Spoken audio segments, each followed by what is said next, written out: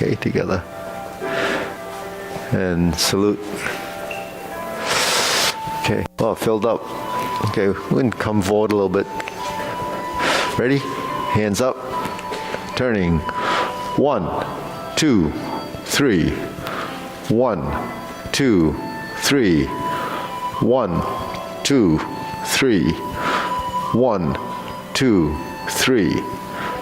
1, 2, 3. 1, 2, 3. 1, 2, 3. 1, 2, 3. 1, 2, 3. 1, 2, 3. 1, 2, and stop. To the side. 1, 2, 3. 1, 2, 3. 1, 2, 3. 1, 2, 3. 1, 2, 3. 1, 2, 3. 1, 2, and stop. Okay, hands up. Reach down. 1, 2, 3. To your right. 2, 3. To your left. 2, 3. Center.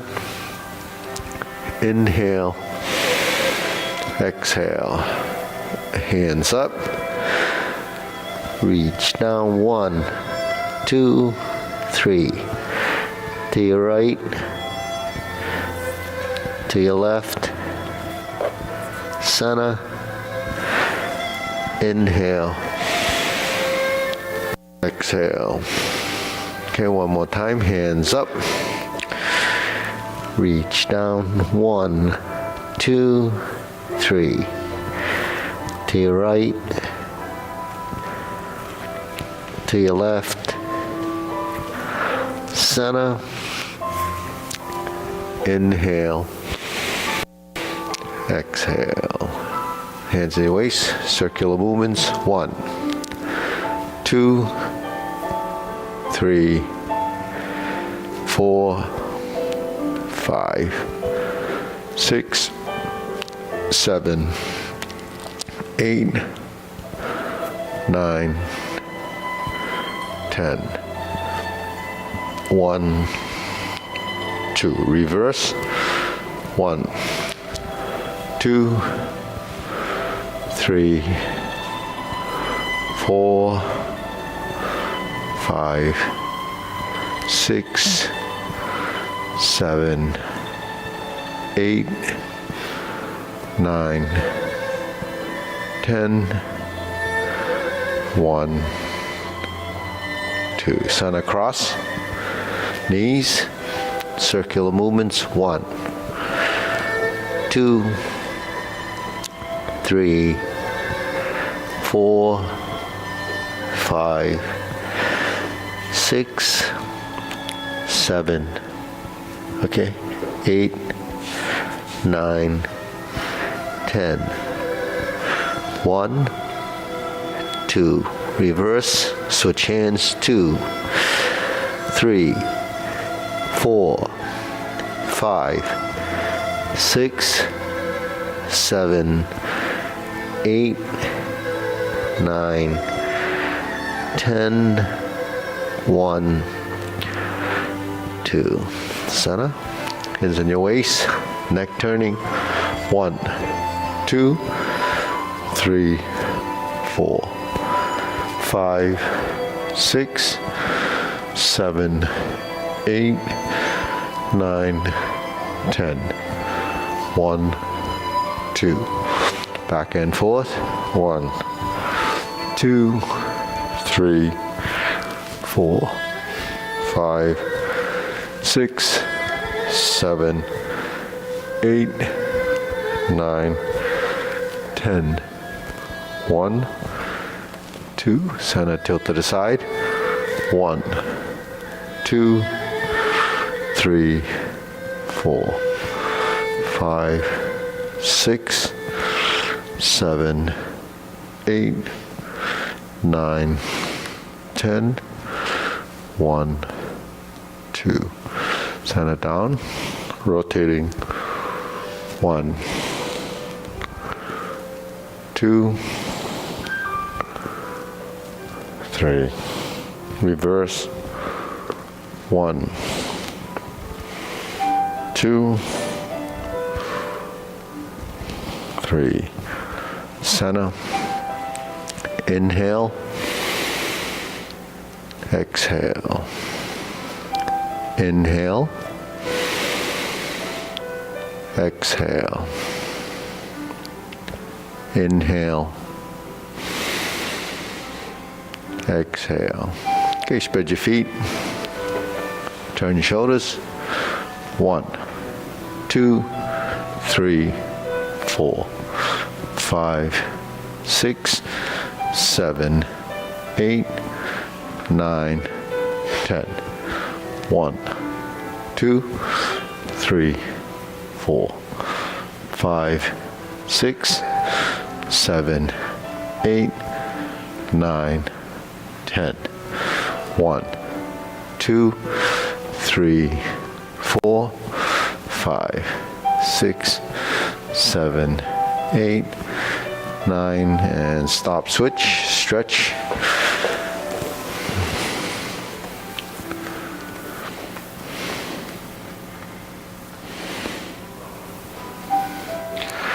Switch.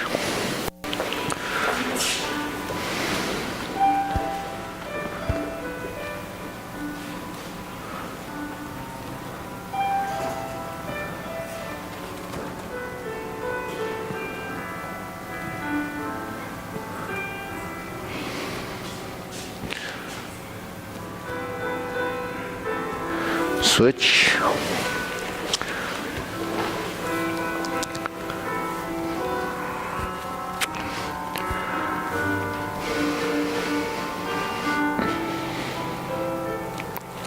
Switch.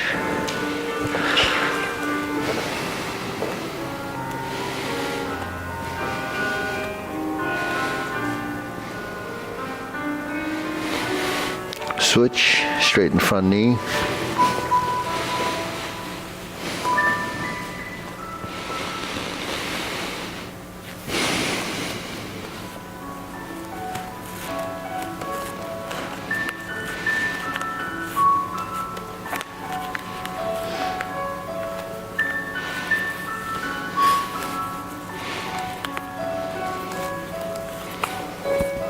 Switch.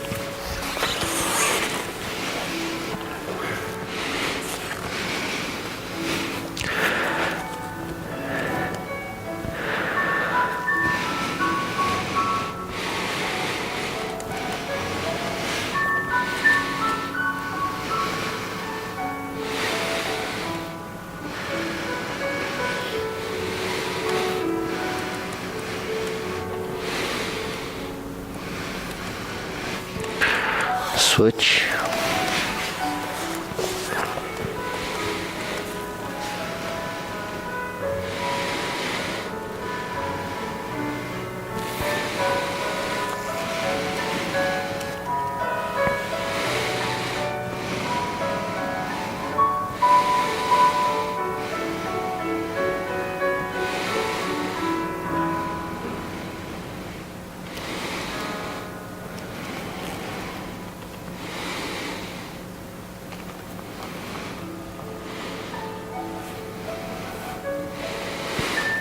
Switch.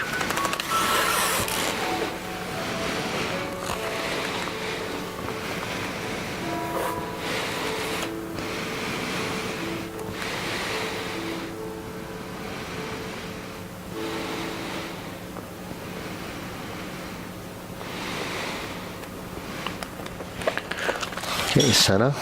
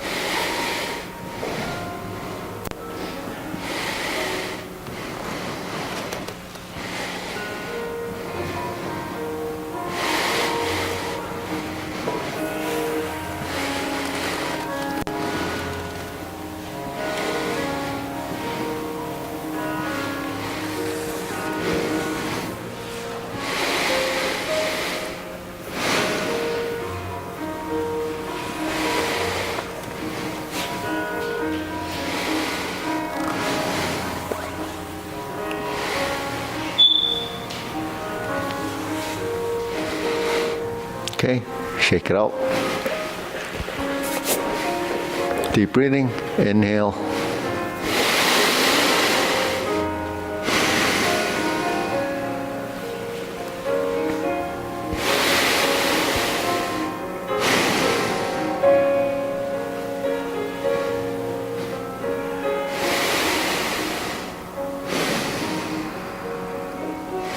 Okay, shoulder roll.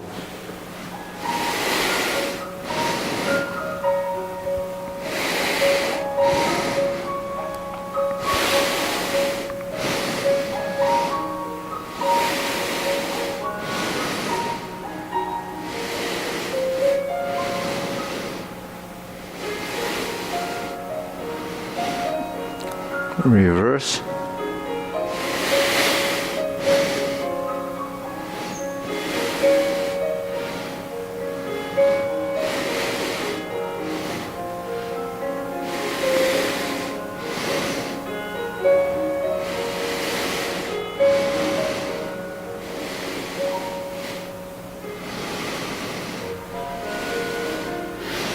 And center. Okay, press.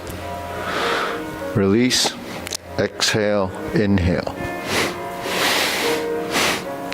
Breathe through your nose. Tongue touches the roof of your mouth.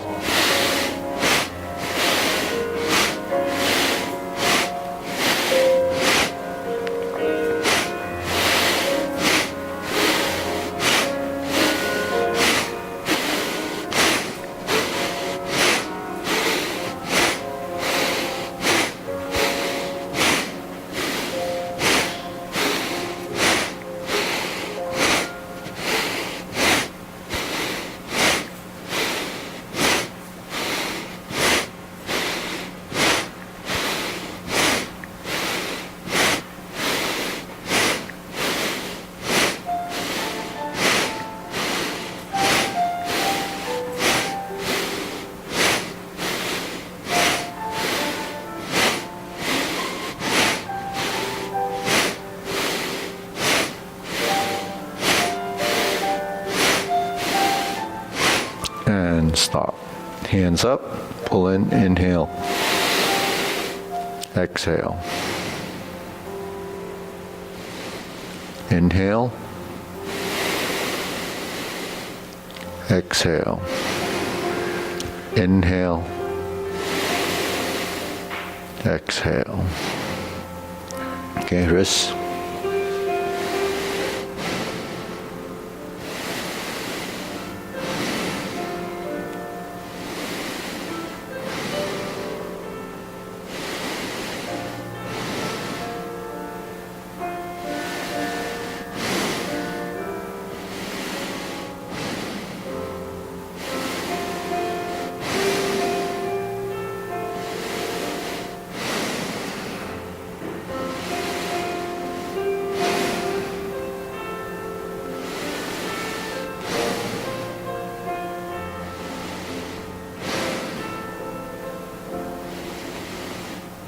Reverse.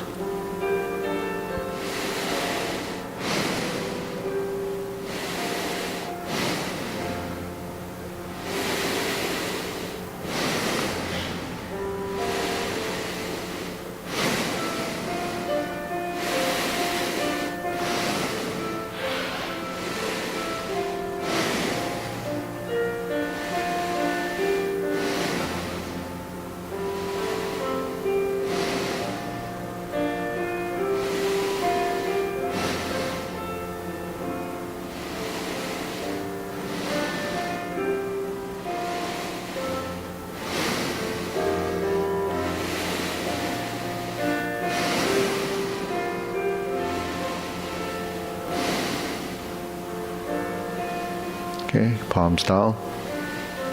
Bigger circle. 1, 2, 3. 1, 2, 3. 1, 2, 3. 1, 2, 3. 1, 2, 3. 1, 2, 3. 1, 2, 3. 1, 2, and stop. Okay, side to side.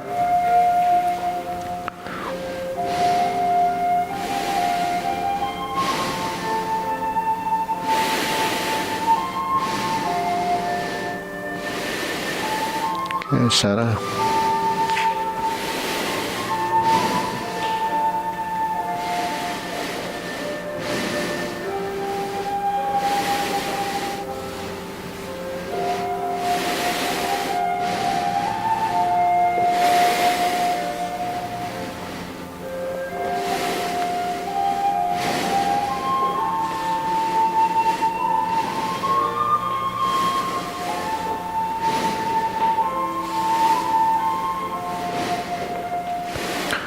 And center. Okay, insert needle.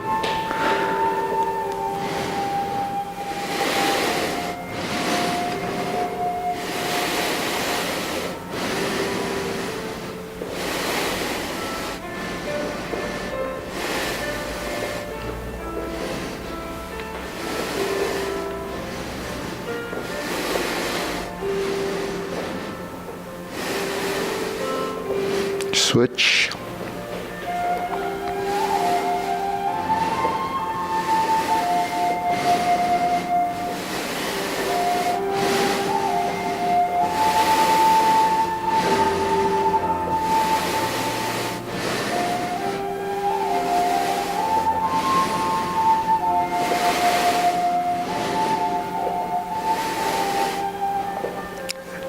And center. Okay, leg swing. So we like this.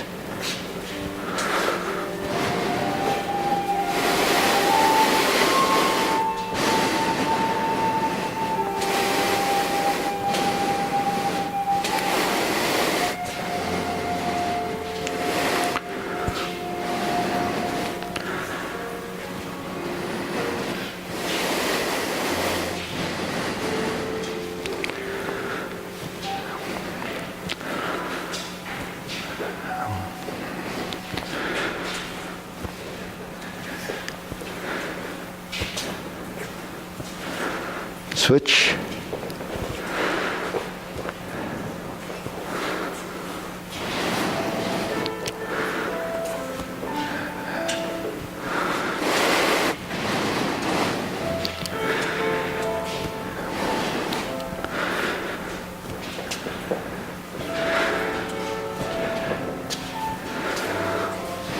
There, you're back.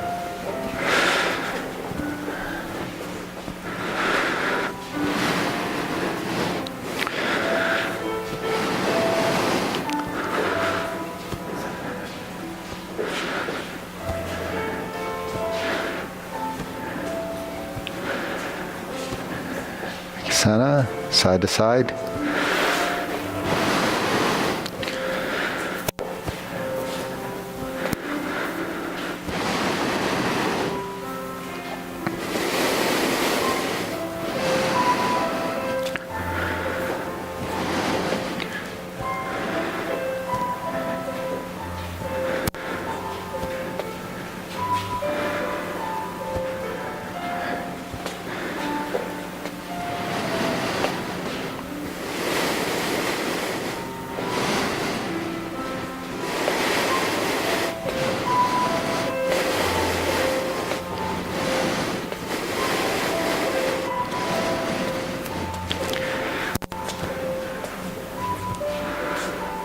And center. Other side.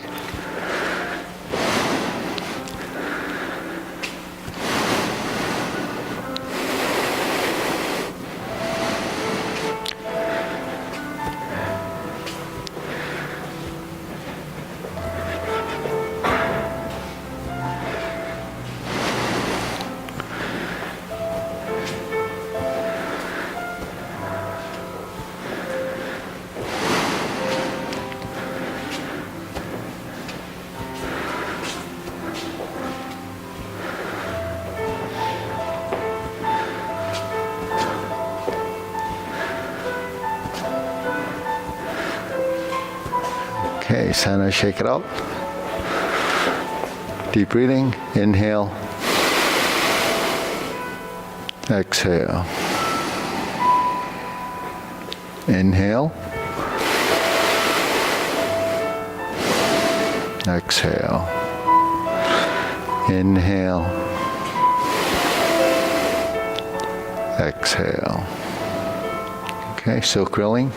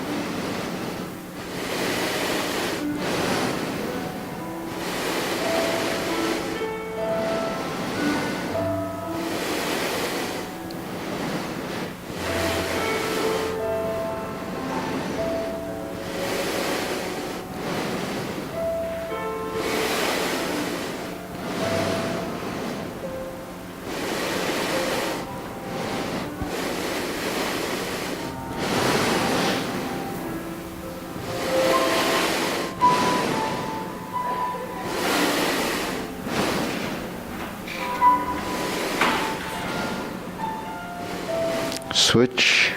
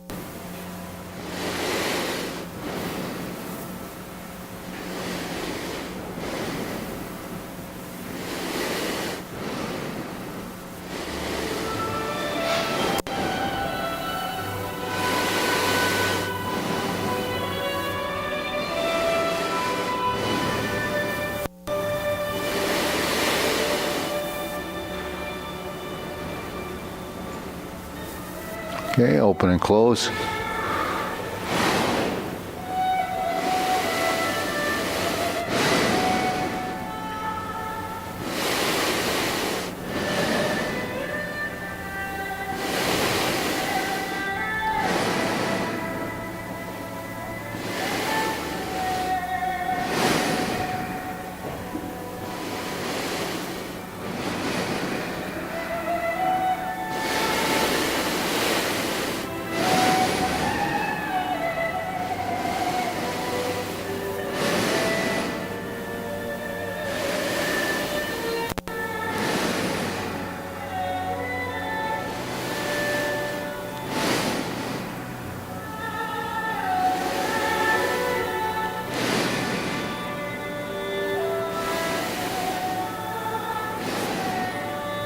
Switch.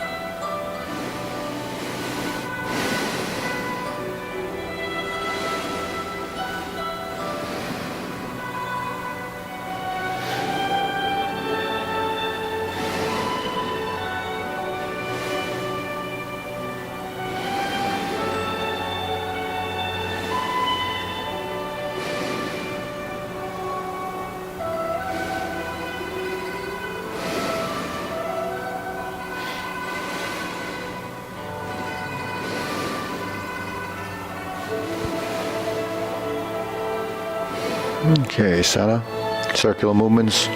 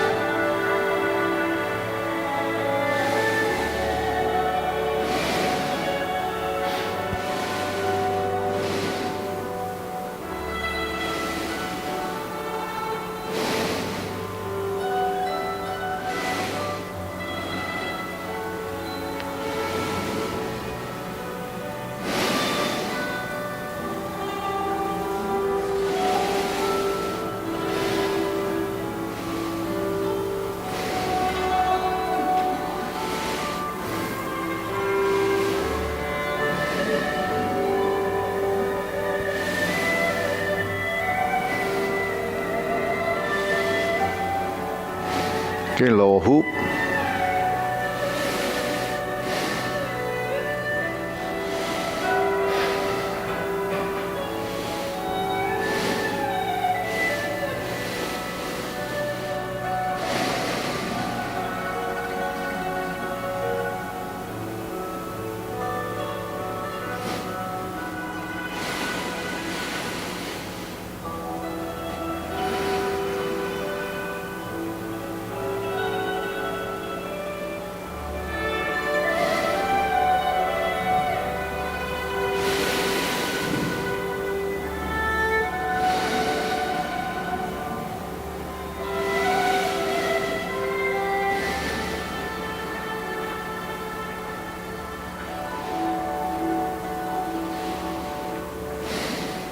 Shoulder height.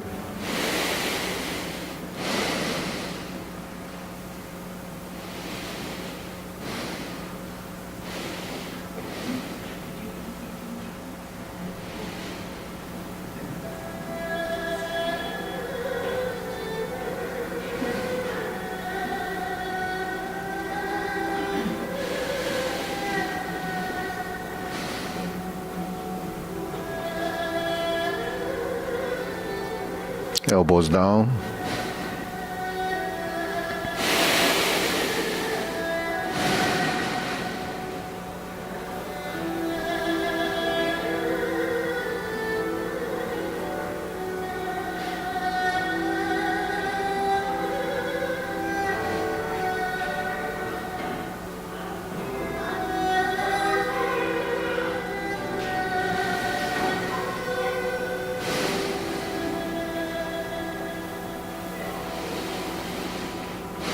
Lower, palms down, straighten up.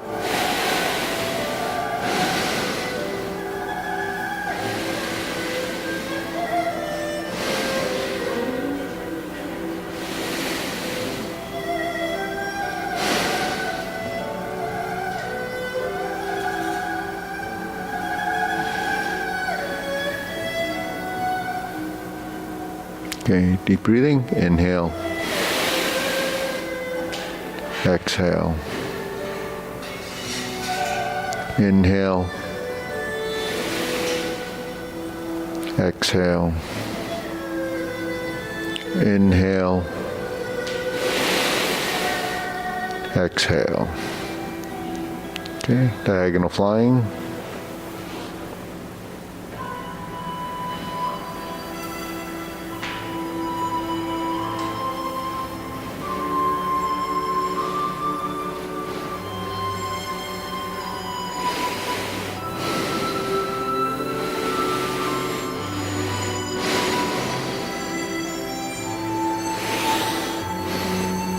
Switch.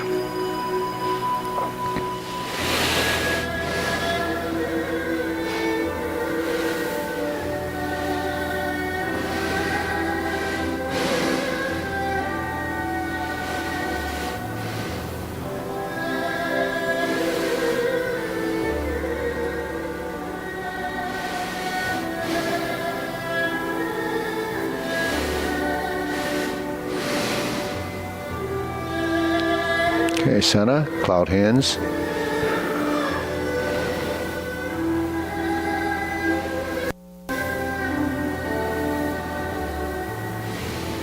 Turn the shoulders, keep the shoulders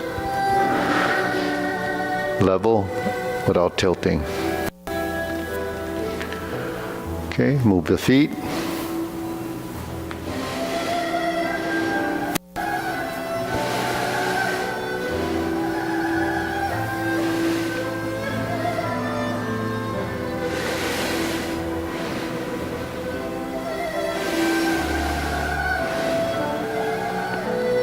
Going back.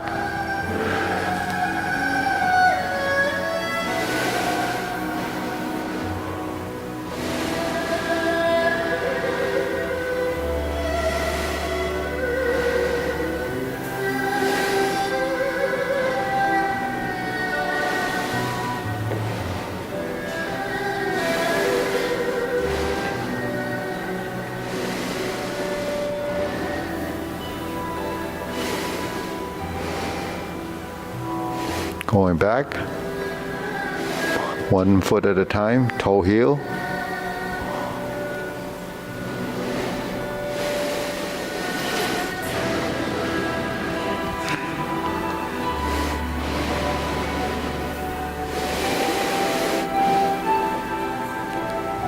Going back.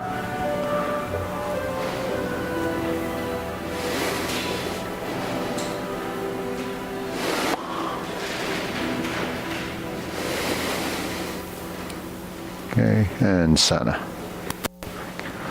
Okay, deep breathing. Inhale.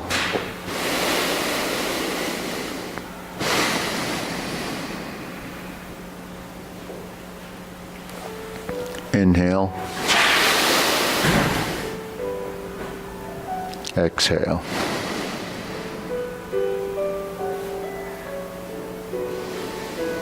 One more. Inhale. Exhale.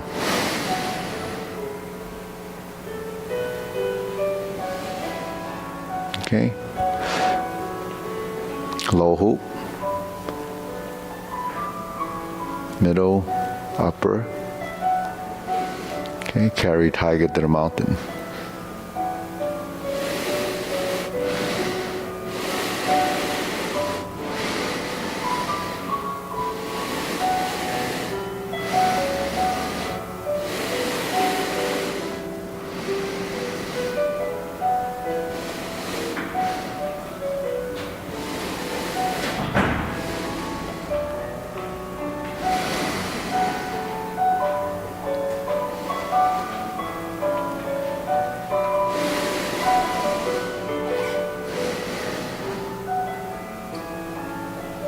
Okay. Infinity sign.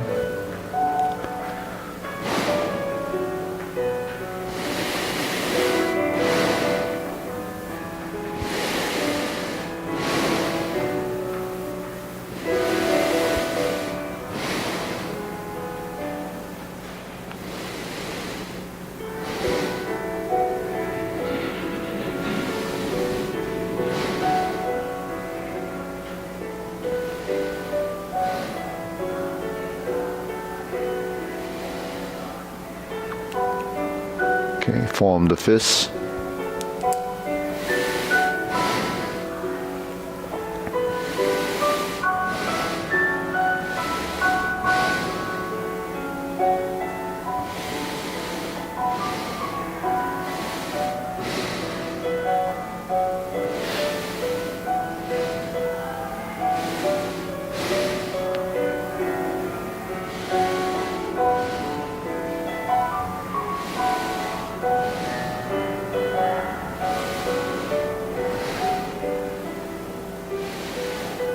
Okay, palms together, strum the lute.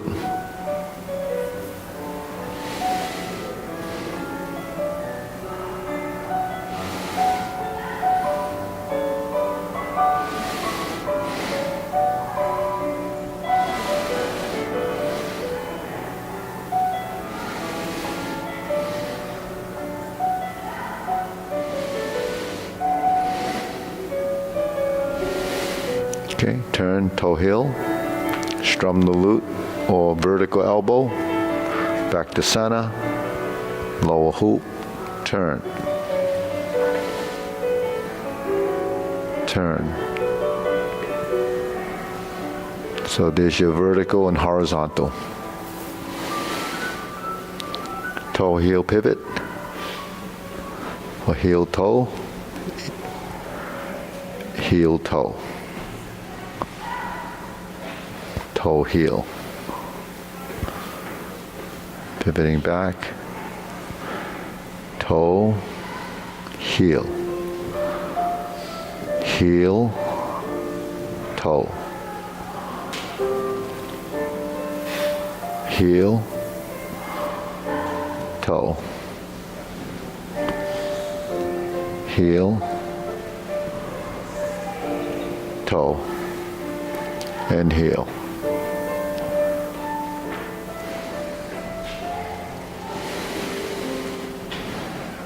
Continue, pivot,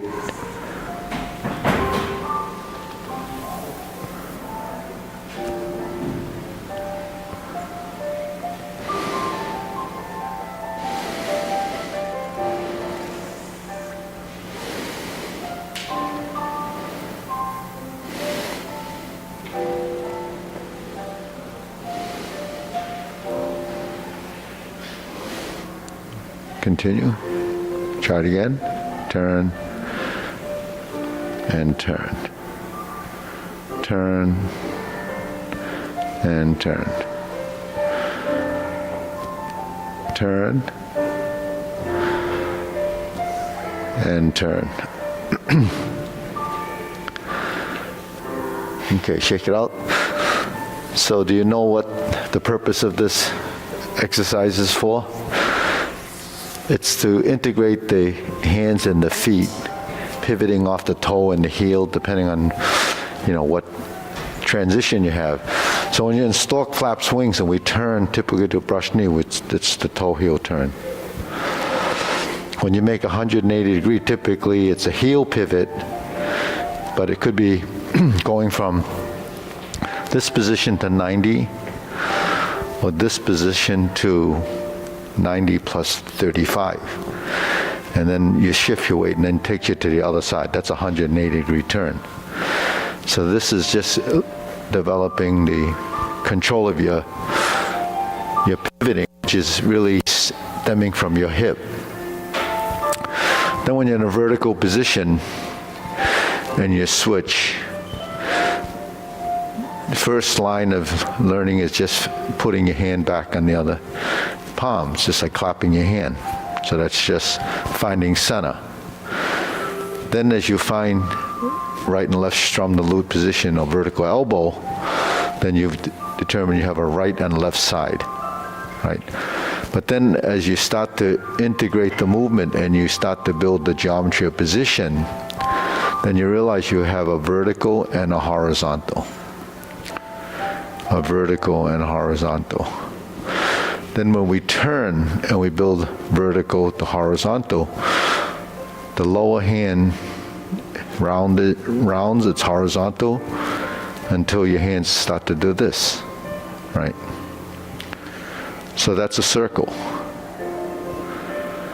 If we go the opposite way, it would be cloud hands. Turning this way, it would be brush knee. Now, brushing the knee, your lower hoop becomes a palm down. And then you end up pushing to the corner. Okay, and you push to the corner. Then when you add your feet in this exercise, when you turn, you have a relationship between the pivot on the heel and the lower and upper hand, right? And then you pivot again, and then you get to the other side. And back to center, shift. So the goal is to develop the correct geometry of position in your transition, but then you're always integrating the right and left side, because your hands in functionality can't work by themselves. You have to have them both working together. So one's passive, active, passive, active, right? So that's building the integration of upper and lower. Is tied to your, from the sole of your feet to your palms of your hand. And then the sinking in the stance is really your elbows and your knees. So that's building that relationship, okay? All right, deep breathing.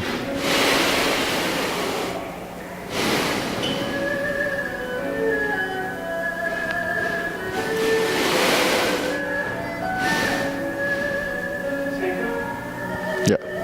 Are you your hands on your feet? Are your hands empty or do they have any strength at all? Or is it a momentary thing? Actually, throughout your movement, there is sort of energy and emotion to create it. So how much you used really is what you're trying to determine. So if you're stiff, then it's too much. If it's like this, then it's too little. So in between is sort of the gradient of how much strength you're using. If you're moving, then the consciousness of the motion really becomes the intent of the motion. So if I move like this, I have to have something to connect the two sides. So one becomes a relationship of substantial and insubstantial. So when the hand moves, depending on what I'm doing, it has to have integrity and transition, enough strength to sustain, but not excessive, become overly stiff. So if his hand came to me, then I have to figure out how much that strength is. If he came again, it would be like this. If I'm here and he came here with his other hand, say strike down here, in here, then that would be like that. So when your hands move, if my hand is here, this would be like this. Because they work together, then it becomes this. You see? So it's not empty, there's something there. But how much really is, almost nothing beyond what it needs if it's not doing anything. But once there's strength and his hand is here and he pushes, then I have to meet that strength. And no matter how much he pushes, I have to determine how much that is. And this is a round position, and he can push more. And he can push more. I don't understand why he's using so much strength. See, so that's what happens. It changes. Okay. Hands here. Turn, draw the bow.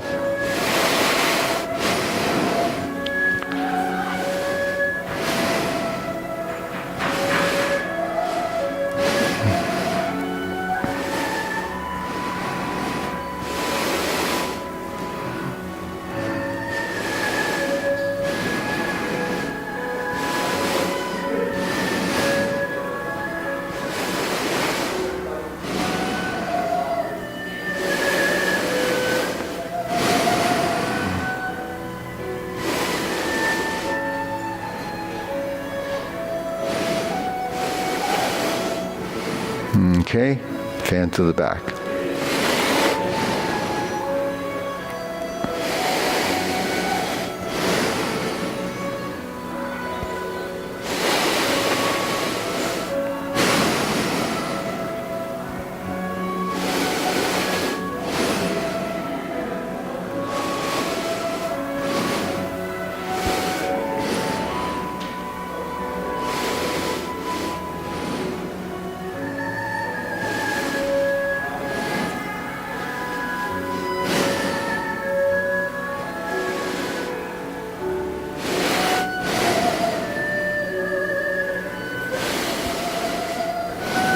Okay, raise the hand.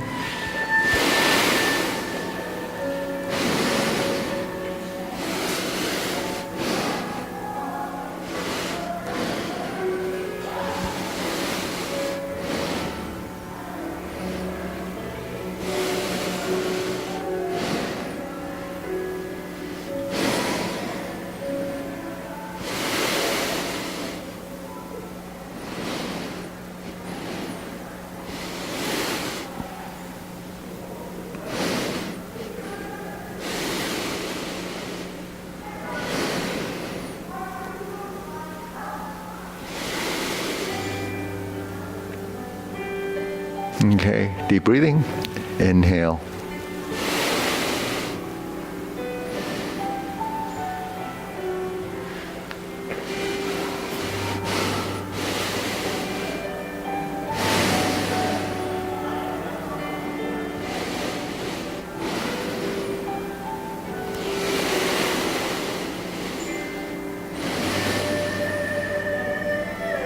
Okay, so we'll go through the form. Some want to work with Darren and Ming. So maybe Sunny, you want to work with them on the short form. Anybody else? Okay, we'll go through this Tai Chi Paradigm form. Ready? Feet parallel. We begin. Preparation.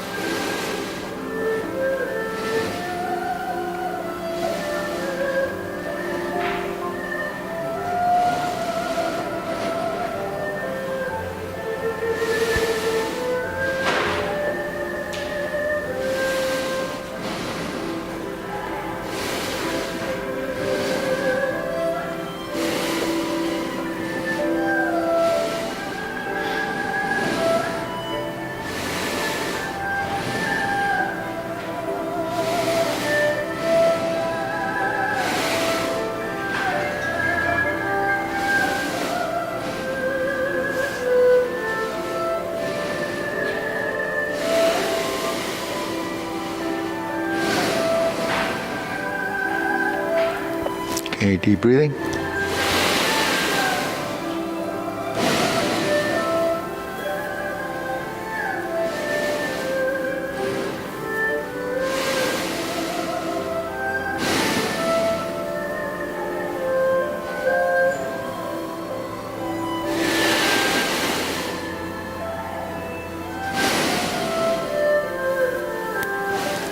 Okay, so we go through the long form. Ready? Preparation.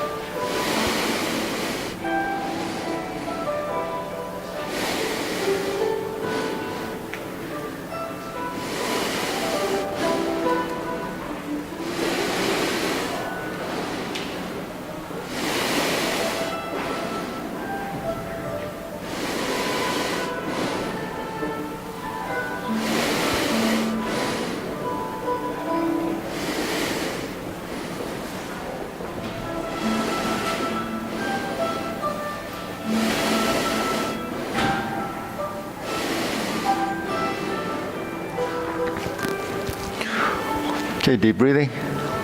Inhale.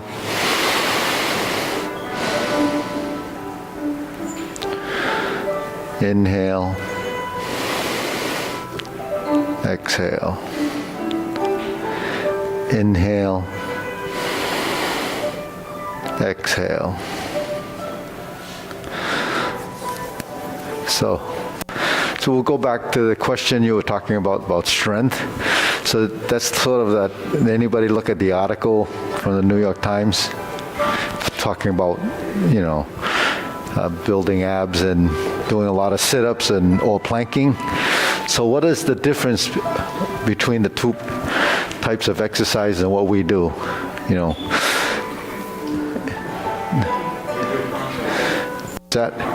It's functional strength, right? So the idea of how much strength you use comes down to the idea that it's called conscious intent and not using strength. So the Chinese term for that, yong yi but yong let, right? Yong yi is consciousness, intent. What are you going to do with those, those ideas or those motions? So then you look at the exercise, right? What does planking do?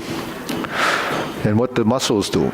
There's only two things muscles do: contract and release, right? That's all. So what they do is generate motion. And how do they generate motion? They cause the bones to move with hinges or joints. That's the whole purpose of it. So the first thing that happens, is consciousness of being in a position, proprioception. You have to have certain amount of tension in the body to stand up. There's tonus. The joints have a certain amount of tonus and energy there. It's systemic. It's there all the time, unless you're unconscious or you pass out. So there's always some strength in the body. So it's never zero unless your heart's not working, and then it's totally zero. But the thing is, when we're awake, that's always active. Actually, when you sleep, it's active, but it's relaxed enough for you to kind of have to lie down. Otherwise, you'd, be on the floor because your knees would give out. But then when we do movement, we have to control that strength. So in Tai Chi, what we're learning is how to use our strength. How much strength and what kind of strength. So functionality has to do with the type of strength, right? The type of strength is really the amount of strength and how you manipulate your skeletal structure. Are you using it for postures? Are you using it to move something? They're all different. And the amount of strength you use typically, if it's tangible, is what you need to overcome the load. Like if you're lifting weights, what's your intent? Intent is to move that object. But initially, you put 10 pounds, 20 pounds, 30, 50, 100 pounds. You don't know how much effort it's going to take to move it until you try to move it. And then your brain kicks in and lets you know how much energy, how much strength you need. So that's recruiting your muscles. You have to recruit the muscles to do the action. Can you use too much? With a very light weight, if you use the same strength that you would to lift 50 pounds, you'd probably hit yourself because it would be overloaded, right? So then you determine how much strength you're using. But the thing with that type of strength is that it's only one purpose, is to get it up here and then let it down. So you pull it up, that's an active movement. You let it down, it's a passive movement. So it depends on the type of muscles you're trying to build. And what we do, we don't actually know what we're doing. It's just moving. So how much does it take to fold your arm? That varies on your understanding of what you're trying to do with it. One of the things is that when you start with a relaxed position, it's almost zero, but then when you initiate the motion, there's so many different ways of creating the motion, right? When you lift, you can fold from the elbow, you can move the arm up a little bit, then fold the elbow. You could just let it swing. If you shift your body, there's so many ways. All of them use different strength. But when you start to use, yeah. What is the issue with planking? Say it again? Right underneath the arch. What is the problem with planking? With planking? Yeah. The problem with planking is you develop rigidity. Because once you've planked, then the muscles are just strong enough to hold you there. Probably, if I say we need to plank, core, stretch, all of them. It depends on the purpose. When you do a sit-up, there's movement, right? When you do a plank, there's no movement. You're using essentially the same muscle groups. In the plank, you might use more because you have to sustain a position. If you're in a plank position, do you need to tense your elbows and squeeze your hands? No, right? Your plank actually is held up by a structure. It's your back in a position, and the back muscles and the front muscles have to work evenly to keep you in that position. If you don't have it balanced, then you would be like this. If you don't have enough strength in the core, then you would be like that, right? So it develops a rigidity. So a rigidity as a training makes your body stiff in the sense that the muscles are always even and the amount of strength is there. When you do sit-ups, it does pull you and let you back, pull you up and let you down. So you use the back and the front, that's your core. But it's only one direction. The problem is we have problems with twisting. So the movement that allows us to twist are using the muscles in a different sequential order. When you do functional movement, it's sequential. It happens in a specific order based on what the task is. So to do functional movement, you have to develop a different program with a lot more understanding. Because once you get in a plank position and knows it, that's it. The only thing that you develop beyond that will be endurance. You can stay there longer, but you don't actually change anything other than build stronger muscles for that. But when you get up and you stand up, do you feel like you want to be like this? And then move like this? With the core, we do it with the core here, Yeah. all of it. Then we do stretch, Okay. relax. So in essence, we're doing everything. Yeah. You mean this or that? All of them. Yeah. So, Not only just plank, we do others also. yeah, you do other exercises, but they're not integrated so that you can do them specifically in an order. Blocks. They're blocked, right? Yeah. So the same thing happens when you learn Tai Chi. It's like this, then it's like this, then it's like this, and it's like this, like this. It's not functional. It's not till you move, or you move, or you move, and you lift, and you turn, and you twist, and you do these things. Now you're building a program of movement that has sequential order. Sequential order is something that gets us to move, to get from point A to point B, to reach for that without excessiveness, to do small motor skill movements, to stand balance and shift the weight and move. That doesn't happen if you're going to be in a stationary position. So it's not complete. So people that just do that and then they sit all day long, you wonder why the back becomes dysfunctional and why. So that's the reason. It's not that we work the same muscles, but it's the method of which you work. Now, what else does muscles do? They can connect and disconnect your joint. What do I mean by that? If he pushes on my arm and I stiffen, my arm joints are connected. When I go like this, it's disconnected, right? So force comes into the body and it's not there, then I don't have to resist his strength. So on a functional side, how do you deal with strength? You use softness to overcome hardness. So strength is manipulation, but you manipulate his force.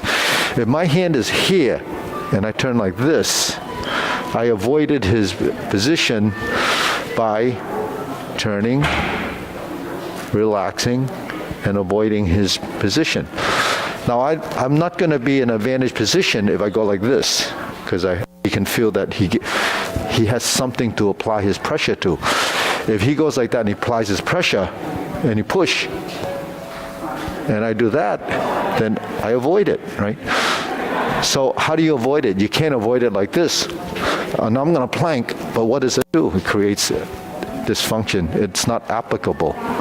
So it's useless to do that other than that. So it's called specificity of training.